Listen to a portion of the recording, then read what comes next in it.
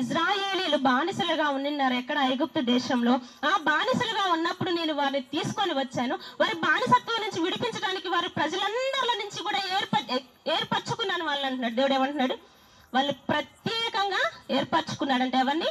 ఇజ్రాయేలీలను ప్రత్యేకంగా ఏర్పరచుకున్నాను. కాబట్టి మీరు ఒకప్పుడు బానిసలుగా అక్కడ ఉన్నారు, కానీ ఇప్పుడు మీరు బానిసలు కారు. ఇక నుంచి మీ దగ్గర ఉన్న వాళ్ళని కూడా బానిసలుగా చూడొద్దండి అని చెప్తున్నాడు దేవుడు. ఎందుకంటే బానిసత్వం అంటే దేవుడికి ఇష్టం ఉండదంట.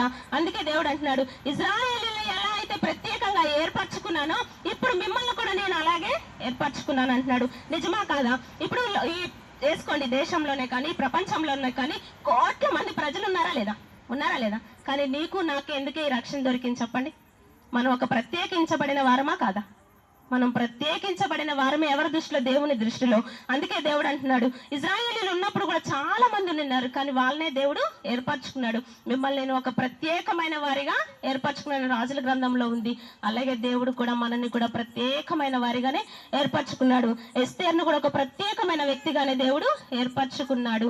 మనము కూడా మనకిచ్చిన రక్షణను బట్టి దేవుణ్ణి ఎంతో స్తుతించాలంటే, ఎందుకంటే చాలా మంది రక్షణ భాగ్యం లేదు. చాలా మంది లేక నశించిపోతున్నారు, నరకానికి వెళ్ళిపోతున్నారు. కానీ మన దగ్గర ఏమీ లేకపోయినా, మన డబ్బు ధనాన్ని దేవుడు ఆశించి మనకి ఇవ్వలేదు, కానీ ఆయన కృపా కనికరం వలన దేవుడు మనని ప్రత్యేకమైన వారిగా మనని ఏర్పరచుకున్నాడు. దేవుడు ఎస్తేర్ను కూడా అక్కడ ప్రత్యేకమైన వ్యక్తిగానే, ప్రత్యేకమైన స్త్రీగానే ఏర్పరచుకున్నాడు.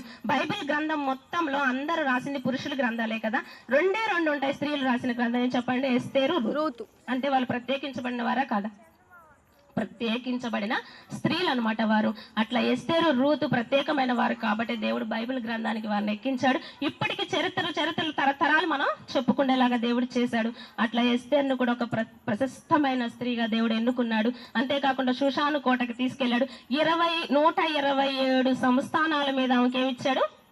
అధికారాన్ని ఇచ్చాడు. కాబట్టి ఆమె ఒక ప్రత్యేకమైన స్త్రీయా కాదా? ప్రత్యేకమైన స్త్రీయే. కానీ ఎందుకు తీసుకొని వెళ్ళాడంటే, ఆమెను రాణిగా చిన్న వయసు నుంచి ఏం చేసింది? ఆమె దేవుని యందు భయభక్తులు కలిగి పెరిగింది.